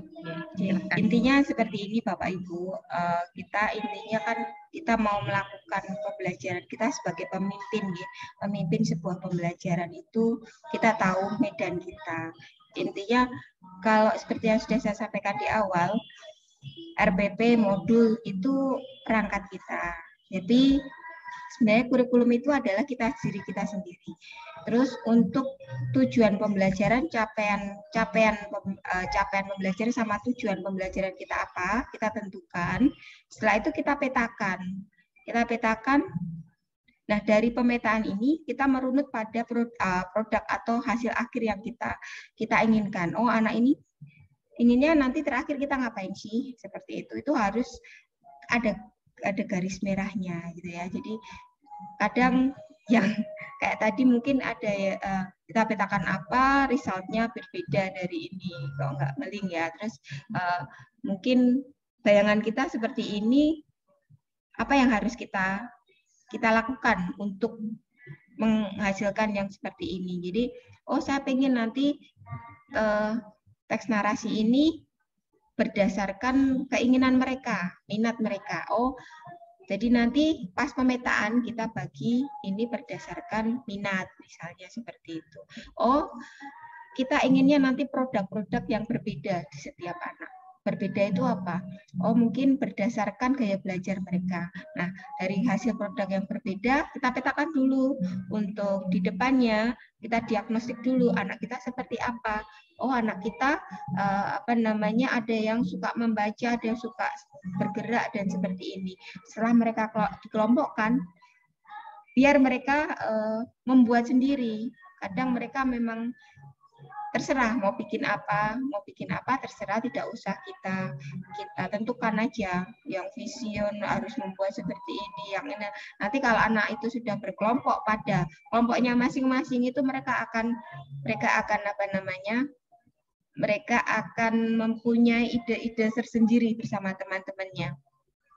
Terus misalnya kita melihat sebuah kelas itu mempunyai jenis kecerdasan atau satu kelas mempunyai berbeda, ada yang jomplang banget gitu ya, ada yang enggak. Nah ini apa yang harus kita lakukan? Oh, kita mendiferensiasi proses kita dalam belajar. Nah, prosesnya seperti apa? Oh, anak yang cepat sudah cukup seperti ini, dan anak yang mungkin agak slow itu harus treatmentnya seperti apa? Kita kasih kegiatan pembelajaran yang seperti apa? Nah, itu diagnostik kita. Jadi tidak harus dalam sebuah produk harus materi yang sulit-sulit atau apa, tetapi intinya sebagai pemimpin pembelajaran kita bisa mendiagnostik, kita bisa melihat sebuah kelas itu atau anak-anak itu perlakuannya seperti apa agar mereka terakomodasi, bukan yang anak yang pinter terus gurunya mengulang-ulang yang ini terus dia jadi nggak tergagas ya, karena dia sudah bisa seperti itu. Nah, mungkin saya yang kata-kata terakhir buat teman-teman PPG ini lebih tahu tujuannya pembelajarannya itu apa, capaian pembelajaran yang diinginkannya apa, nah produk akhirnya apa. Nah dari sini nanti kita lihat proses yang kita akan lakukan, diagnostiknya seperti apa. Oh, kita diagnostik dulu seperti ini, baru diferensiasinya seperti apa. Nah, sebenarnya itu kadang otomatis kita lakukan. Nah, karena tuntutan harus tertulis, itu bisa malah membuat kita terpetakan, oh, ini ya, lakunya jalannya kayak gini. Harus seperti ini ya stepnya. Kalau saya seperti itu, Bu Dani, mohon maaf apabila yang saya sampaikan itu tidak sesuai dari yang Bapak Ibu harapkan karena keterbatasan pengetahuan dan pengalaman saya. Begitu, terima kasih. Terima kasih banyak Bu Dani Prihananti untuk closing statement-nya. Terima kasih banyak juga untuk saran masukan, rekomendasi untuk ruang-ruang perbaikan bagi implementasi pembelajaran berdiferensiasi yang akan dilaksanakan secara real begitu ya di sekolah masing-masing. Bu Dani Prihananti, mereka sudah menginjak pukul 11:31. Terima kasih banyak, ini sudah mau berbagi dengan kami, Siapa tahu nanti ada agenda lagi ya Bu ya di PPG, mungkin PPG Daljab. Semoga nanti juga bisa bertemu lagi. Bisa bertemu lagi, baik itu maupun secara daring maupun nanti bisa bertatap muka secara luring begitu. Sebelum kita tutup, kita foto bersama terlebih dahulu, Mbak Anissa bisa di screenshot, silakan. Bapak Ibu bisa on kamera, silakan. Ya, ini semuanya di ruang kelas Bu Dani, kecuali saya. Oh ini mereka saya jadi di satu kantor. Betul. Makanya tadi ketika satu dibuka, suaranya agak bising gitu karena apa?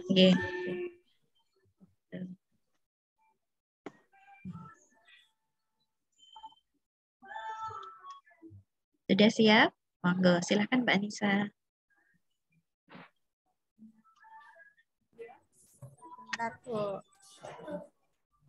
Tapi ini di saya sinyalnya agak jelek, jadi mungkin nanti beberapa hanya keluar namanya saja, tidak keluar gambarnya, tidak apa-apa ya Bu. Jadi saya aja kalau gitu Mbak Nisa.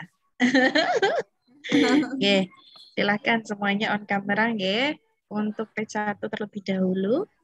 1, 2, 3. Kemudian page 2, 1, 2, 3. Oke, sudah. Terima kasih teman-teman semuanya. Selamat beristirahat ya untuk sholat dan makan siang. Mungkin Bu Dani juga selamat beristirahat. Terima Insya kasih, Allah Bu semoga Dani. nanti diberikan kesempatan untuk bisa berjumpa kembali. Dari saya juga cukup sekian teman-teman semuanya. Semoga kita nanti di pekan ke-11 jangan lupa teman-teman sudah praktik pembelajaran. Nah ini nanti terkait mekanismenya akan Bu Dani informasikan kemudian. Ini baru di koordinator mata kuliah sedang berdiskusi begitu kaitannya dengan praktik pembelajarannya akan dilakukan dan mekanisme seperti apa. Mohon maaf apabila banyak kesalahan dari Bu Dani. Terima kasih banyak Bu Dani Prihananti. Jazakallah khair. Sampai jumpa kembali. Assalamualaikum warahmatullahi wabarakatuh. Waalaikumsalam warahmatullahi wabarakatuh. Bismillah grupnya. Assalamualaikum. Terima kasih Bu Dani. Teman-teman. Betul.